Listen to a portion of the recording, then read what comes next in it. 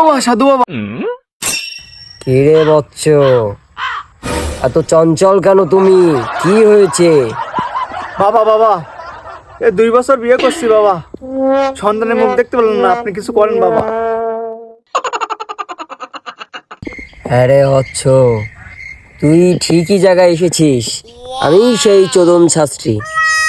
দাঁড়া, আমি কিছু করে দিচ্ছি তোকে। বাবা চোদন শাস্ত্রী, আপনি আপনার কর্ম শুরু করে দেন।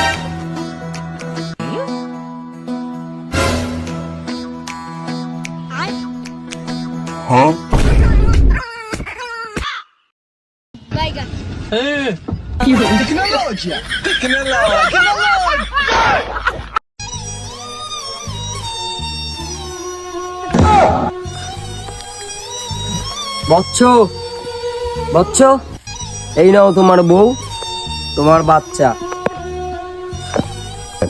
জয় হোক, জয় হোক।